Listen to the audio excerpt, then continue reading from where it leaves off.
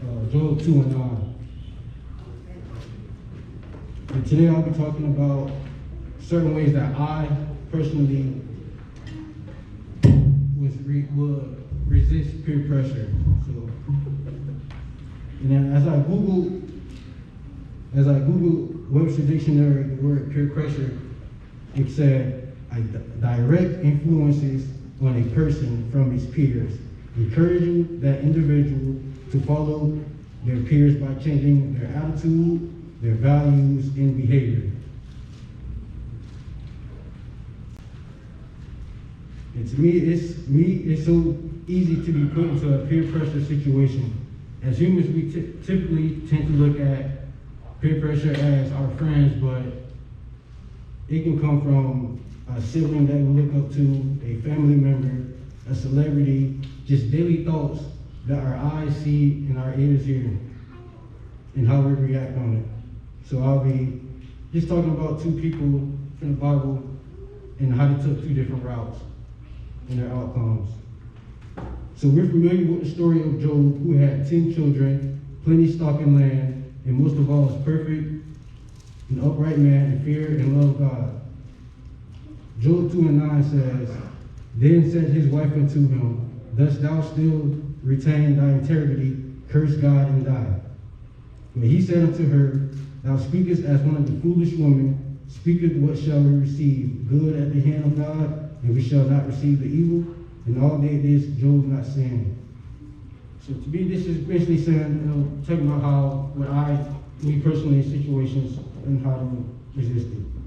And this helps me more realize that sometimes that you have to just nip the situation in the bud right then and there. I had to learn that I had to walk away through the conversations before that conversation got negative. I had to shut that situation up because the more I thought about it, contemplated on things, the more likely I was going to say or do wrong. Because you just imagine a person that you love so much. It's okay that we all have differences, but can you just imagine that the person that basically knows you inside and out, your other half telling you to do something that you're not comfortable with? Right then and there, as we see, Job basically told her, be quiet. Because how can we know that this is life. People have a hard time dealing with it. Sometimes you gotta just walk away. You gotta just be quiet.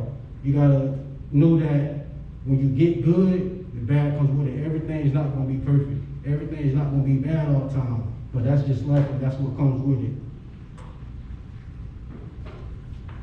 I had to learn how to receive the good and receive the bad. I had to learn how to, like I said earlier, I had to learn how to take that and flip it into something positive. And then as you're broken down from things, the devil, he knows that. So all he does, when he can't get you with one thing, he's saying 2 to 3 more. And as we see, Job's friends came to comfort him. But see, Job's friends, they said the right things, but the wrong things at the same time. And that's what happened. So and a lot of times, we look at it as on the receiving end. But at the same time, when you're talking to somebody, you have to just take that time and think before you speak. I know a lot of times I say things and don't be thinking. And that always has not all the time, but majority of the time it's a negative outcome. But you have to take those things, like I say, as life. You got to just deal with it. And as you see that Job's friends came, and like I said, they meant in a good way to comfort him, but at the same time they said the wrong things. And this upset God because as Christians we know what to say, but like I say, most of the times we get caught up in humanly views of things that we forget to put God first. We forget to consult with him first before we speak, do, or act in situations. And like I said, as you keep reading, you can see that they said the wrong things to Job, and this upset God. But like I said, in those situations, people, we have to, don't panic. You have to take that time, stop, and think. If you can't stop and think, there's nothing wrong with just walking away. If it's somebody you love, if they love you, they wouldn't put you in a situation. So if, like I said, if you get into that situation, there's nothing wrong with just walking away and keeping your mouth shut. because that'll keep you out of a lot of situations. And then a lot of times we have to think, what would Jesus do in this situation?